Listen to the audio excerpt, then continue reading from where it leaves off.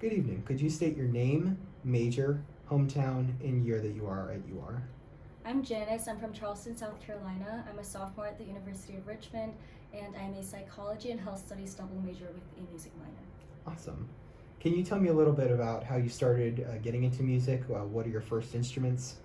So I started playing piano when I was 4. I started taking lessons for that automatically.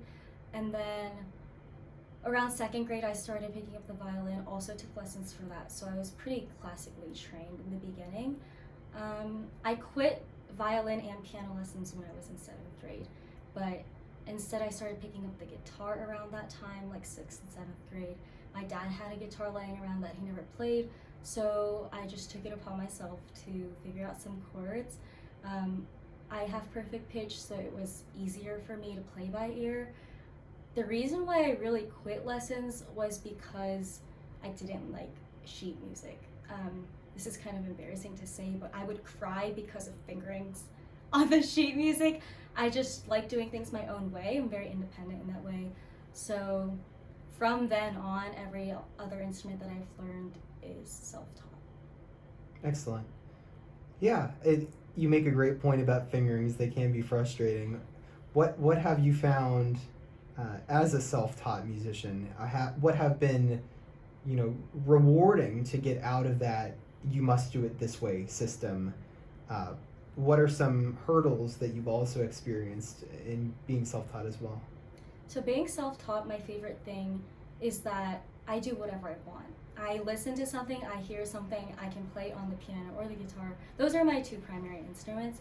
I like being able to add what I want to add and take out what I want to take out.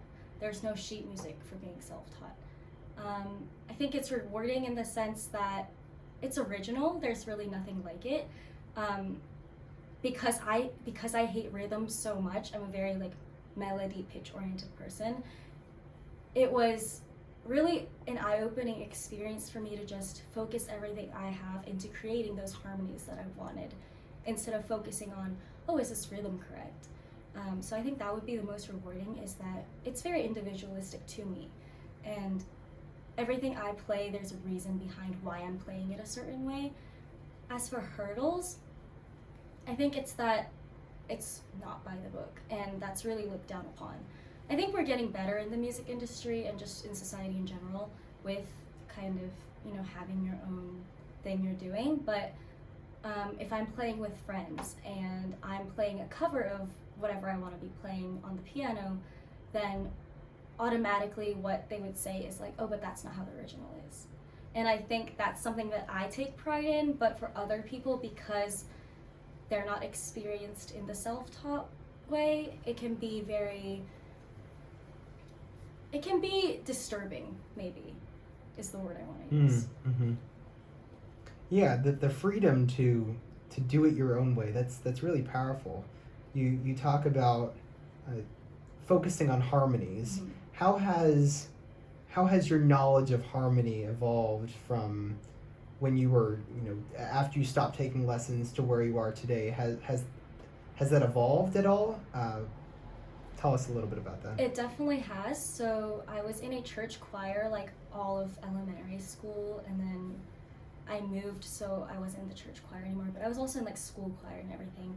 And I think I found out I had perfect pitch in around 2nd or 3rd grade, right when I started playing violin. I recognized that when I was in the choir, I was pretty soprano, consistently, but I just heard harmonies. I wanted to sing the alto, tenor, bass parts. Not that I had the range for it, but I could hear them. And that's how I really got introduced to the idea of harmonies, but I also found that when I was listening to music, whatever genre it may be, I hear things. And that sounds kind of creepy, but I do hear what would go well. And my knowledge for harmonies, I think, really evolved in a different aspect when I took music theory. I took AP Music Theory sophomore year of high school, and that's when I was really introduced to the rules and the technicality behind the music, because up till that point, up till 10th grade, I was doing what sounded nice, what I thought sounded right to me. I didn't really realize that there was rules. So I think taking music theory helped me to understand like the logical terminology behind everything, but when I started picking up like ukulele and trumpet and everything else that I could put my hands on, really, it was interesting to see not only how like the notes and the melodies harmonize with each other, but also just the timbre and the sound that each instrument makes is so individual to its own. Like for instance, one of my favorite combinations is like the oboe and the violin. I don't play oboe, but I know that it sounds amazing. I just love it. I don't know. Harmonies are an interesting concept because I think anything can be in harmony. Mm-hmm. You talk about the music industry being or evolving to be more accepting of things that aren't necessarily by the book. Could you talk to me about how do you think the paradigm of you must do AP music theory in high school compared to, you know, the modern music industry that's being so receptive to all these new ways of doing things that aren't directly, you know, second species counterpoint? I think that the construct of a genre, because I do believe that genre is just a construct, I think that really dissects what's right and wrong and what's accepted and what's not. So you do what sounds nice and people are on board with that, then it doesn't really matter at the end of the day what chord progression you're using. It's about a community, it's about drawing people in through emotions, and I think the subjective way of looking at music is what is breaking down societal norms, if that makes sense. I think it's really hard to commit yourself and emotionally invest yourself into music when you're going by the book. And that might be controversial because I know that classically trained pianists can play the piece with their entire heart and soul, but I really think that there's something about making it your own, getting people on board with whatever you just made your own, and drawing people in through a story, through an experience. I don't know.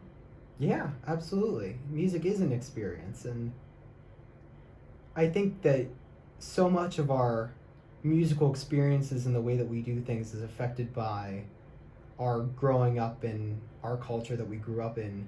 I know that you have a Korean heritage, and would you mind sharing with us a little bit about how that influenced, you know, the way that you play, the way that you go about learning new pieces or composing or even breaking the rules?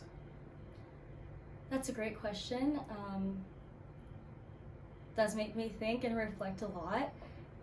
I'm trained in a very Western way, and my Korean culture is very collectivist. So that's something I see clashing a lot. I think with my Korean culture, it doesn't really influence the way I play music necessarily because I've never known what it's like to be trained in a Korean sense. I don't know how different it would be. I know that the training in Korea is more rigorous, more intense, and I mean, people practice for like 12 hours a day or take lessons like every single day of the week. That could not be me. That would take away the enjoyment of it. Being in America and being a Korean, the most difficult part about that, I think, is writing the lyrics. I do compose my own music. When I'm writing, I think in Korean sometimes and I think in English sometimes. Oh, that's fascinating. And I write very figuratively, so I love metaphors. I love everything that is up for interpretation. I don't like anything that's directly stated. So, you know, some idioms or metaphors in Korean might not translate directly to what I want to say in English or the other way around. I don't really write Korean songs. I have never tried. I'm scared to try. But because Korean was my first language, I catch myself thinking in certain concepts in Korean and then having to translate what I want to say and what I want to feel like in the lyrics. Do you sense that being in a Western atmosphere encourages you to stay away from the Korean and only focus on English that's, you know, receptive to Western audiences? I think it's actually the opposite.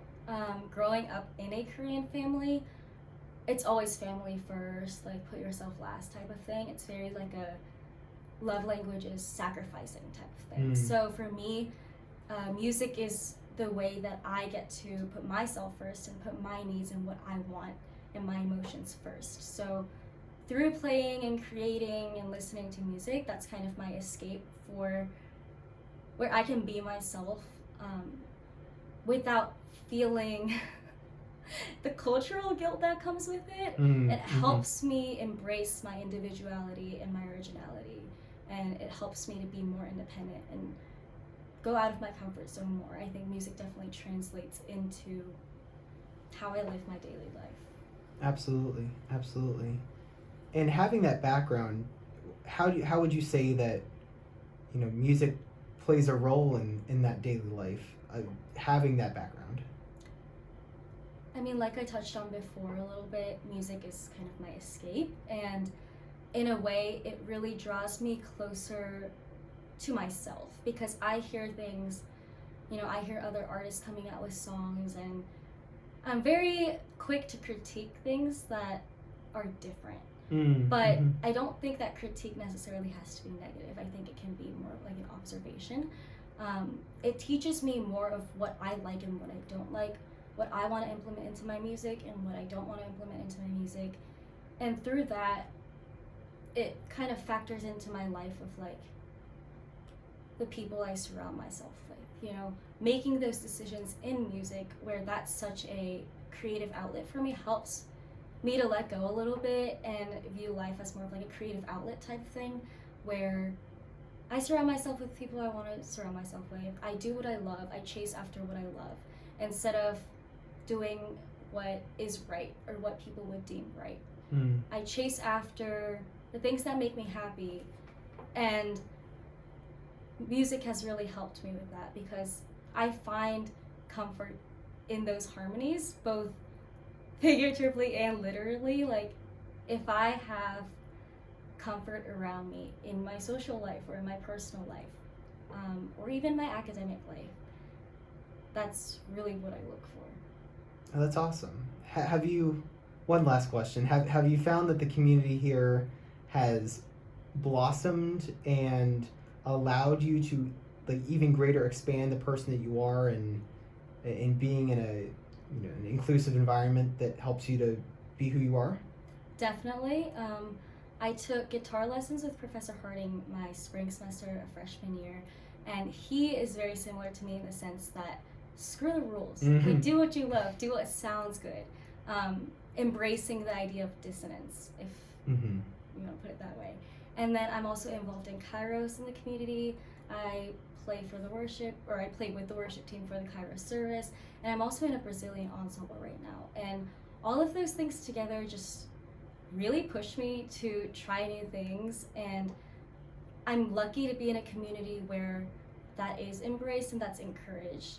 It helps me to let go and just put my heart and soul into it without really knowing what I'm giving in the moment. Well, thank you so much for sharing your story with me. It's been a pleasure. Thank you.